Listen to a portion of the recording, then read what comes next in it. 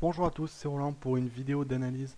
Aujourd'hui, on va traiter du câble, donc de la paire GBP USD en unité de temps journalière, et on va voir aussi brièvement l'unité de temps hebdomadaire et H4. Donc, on va faire ça rapidement parce qu'il y a pas mal de choses à dire. Alors, on voit ici clairement qu'on a eu une accélération baissière très récente, surtout hier, aujourd'hui un petit peu moins, mais on est dans la continuité, disons. Mais hier, on a eu une très belle bougie rouge qui a amorcé un mouvement baissier important. Donc on a cassé littéralement le dernier plus bas ici, hein, le plus bas le plus récent si j'ose dire, avec bonne force, hein. On est bien passé en dessous, et en toute logique, on devrait potentiellement continuer ce mouvement baissier de cassure. Donc ça c'est mon avis à court terme, comme ça quand je regarde ça, euh, c'est plutôt ce que cela m'inspire. Bien qu'ici on semble rebondir, comme on le voit, sur un support horizontal, donc ça c'est aujourd'hui, un peu plus ancien ici, qui a l'air de bien tenir la route, hein, puisque en fait si on trace toute la zone plutôt, si j'ose dire, parce que c'est pas vraiment un niveau précis, hein, c'est toute cette zone qui est puissante. Là, voilà, ah, voilà.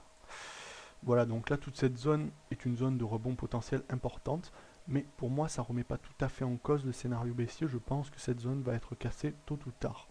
Alors pourquoi je dis ça? On va quand même laisser cette droite parce qu'elle est pertinente. On va tracer une droite de support ici, toute récente aussi, enfin pas très vieille plutôt.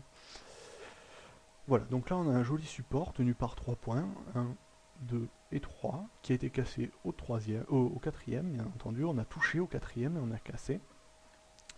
Euh, donc joli scénario, hein, on marque 3 points, on casse. Donc en toute logique, euh, on a cassé la droite, on va toucher un support, on va faire un pullback, et on repart à la baisse. Ça, c'est le scénario type cas d'école.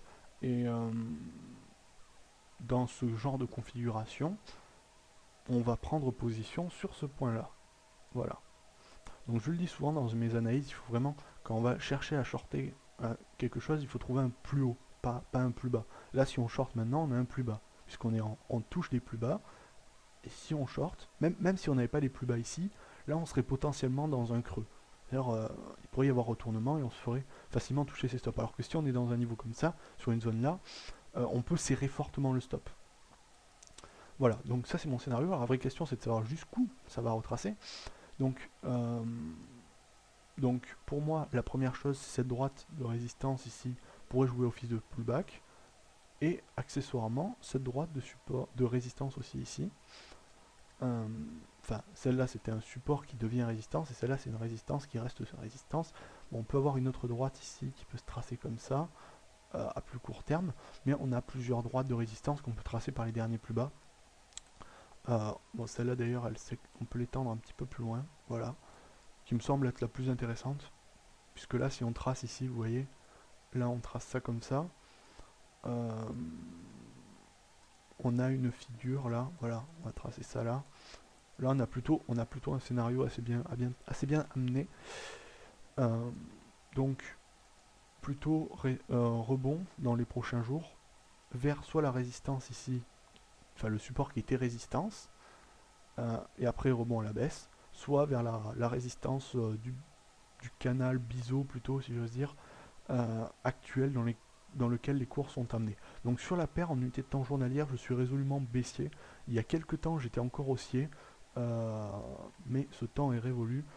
C'est-à-dire, c'était à l'époque, globalement, à ce moment-là, là où on cassait ces plus hauts, là, c'était à ce moment-là, j'étais assez haussier sur la paire, mais quand les cours sont passés sous cette droite, là, voilà, à ce niveau-là, ça s'est fait en force, c'était pas un pullback, ça se voyait bien.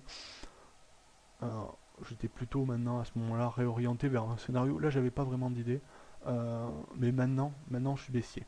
Alors, mon avis baissier, jusqu'à où il va? Mais on va simplement tracer les objectifs de la balançoire pour voir ça. Donc c'est ça, donc c'est le dernier. Alors on va enlever les choses qu'on ne va pas forcément se servir maintenant. Euh, donc du dernier plus haut jusqu'à la droite, on reporte cette distance au point de sortie, donc ici.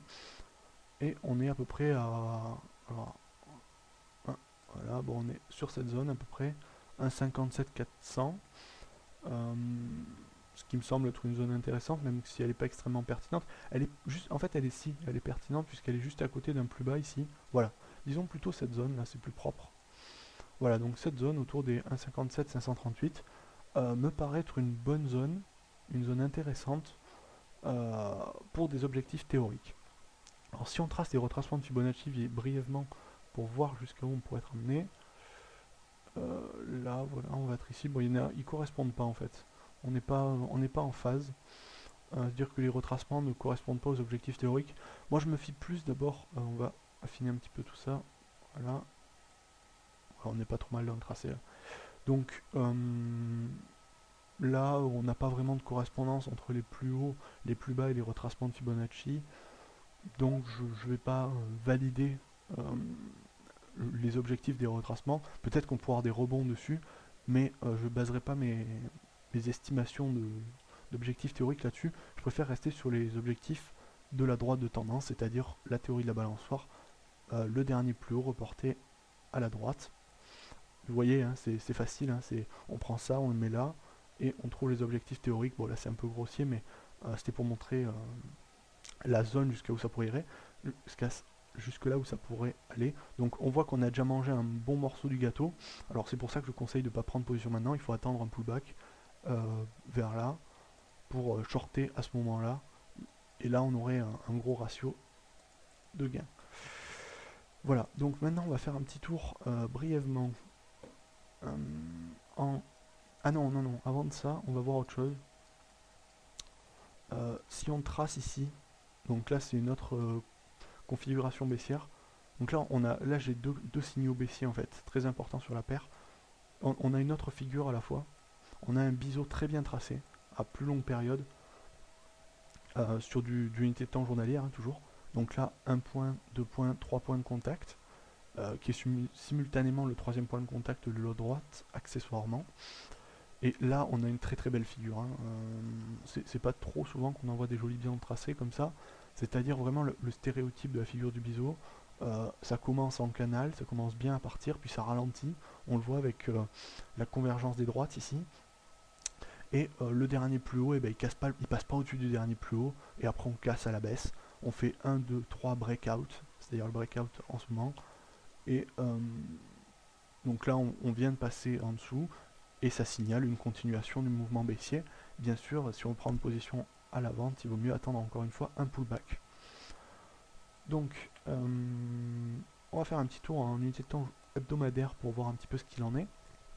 Alors, j'ai quelque chose qui est un petit peu divergent en hebdomadaire. Vous allez le voir, mais j'y accorde assez peu d'importance et je vais vous expliquer pourquoi. En hebdomadaire, vous voyez ici, donc si on regarde le contexte actuel, on a une énorme baisse. Et ensuite, on a une consolidation en range.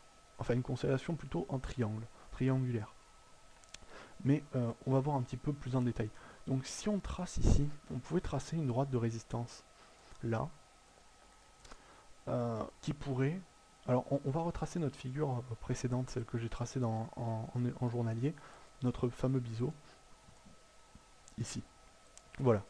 Donc, cette fameuse droite que je vous disais, qui pourrait, en fait, c'était une droite de résistance qui a été cassée. Et actuellement, on est en train de potentiellement de faire le pullback pour repartir à la hausse derrière. Mais je valide pas trop cette hausse parce que cette droite, pour moi, a peu d'importance, a peu de elle n'est pas très signifiante. Pourquoi est-ce qu'elle n'est pas très signifiante? Parce que généralement, une droite de tendance, pour qu'elle soit valide, il faut que l'écart entre les deux premiers points, ici, soit supérieur à l'écart entre les deux derniers points. C'est-à-dire ces deux-là. Enfin, les deux points qui suivent derrière. Et là, c'est pas le cas. Vous voyez que l'écart entre les deux derniers, enfin entre celui-là et celui-là, est beaucoup plus important entre celui-ci et celui-là, ce qui donne une... En fait, en quelque sorte, le mouvement est un petit peu oublié, si j'ose dire. Ça n'inscrit pas une régularité. Là, on n'a pas une régularité, on a une sorte de coïncidence. C'est-à-dire que là, on est un peu moins... c'est un peu moins valable. Et donc, pour moi, ce scénario de retournement haussier, d'accélération haussier après la cassure de cette droite est assez peu valable. Surtout que globalement, si on regarde actuellement, qu'est-ce qu'on a? On a un range. On a une droite ici, on a des résistances, support, voilà, de différents niveaux, mais la configuration globale, c'est du range. Là, moi, je vois pas une phase de tendance, je vois pas ici, si on enlève toutes ces droites, vous voyez, pour moi, là on est dans une situation de range. Et dans une situation de range, on va de bas en haut et de haut en bas, de manière horizontale. Et là, actuellement, on est en haut, et on a cassé une droite de résistance, de support. On est sorti de notre biseau à la baisse, plutôt, voilà. Donc là, on a à peu près tout, à mon avis, pour valider une baisse à moyen terme, jusqu'à ces niveaux de support, ici, ou, accessoirement, jusqu'à cette résistance.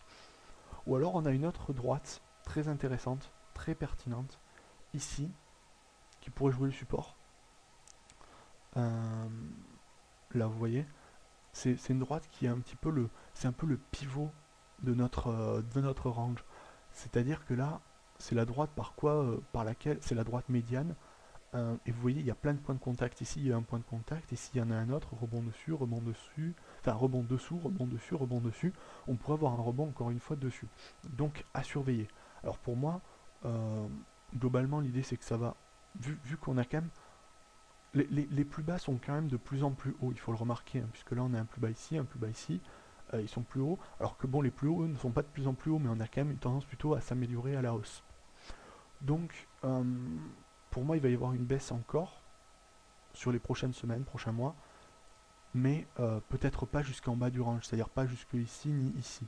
Je pense qu'on va plutôt aller chercher soit, comme j'ai dit, cette droite là, horizontale importante, soit ce support oblique ici. Et là, auquel cas, on formerait potentiellement, vous voyez, je vais enlever les droites qui ne servent plus, on pourrait former peut-être ici, vous voyez, si on allait chercher ici et qu'on rebondissait, on ferait un triangle ascendant. Voilà. Mais bon, ça c'est très très hypothétique et c'est pas à l'ordre du jour.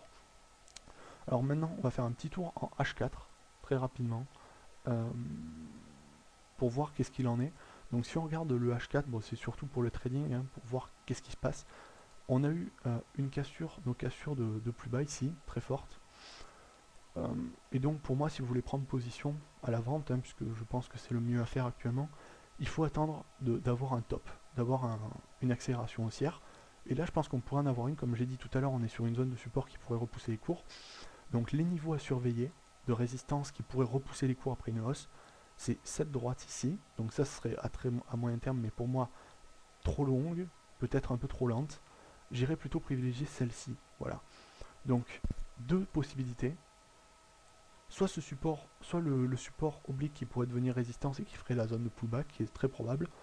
Soit on reste dans le canal. Vous voyez là, on a un canal, on a un joli canal baissier. Et les cours iraient chercher ici, ce niveau de résistance, ou à n'importe quelle vitesse, et repartir à la baisse. Et là, il faudrait shorter à ce moment-là. Voilà, c'est mon avis. Donc maintenant, vous l'avez, mon avis.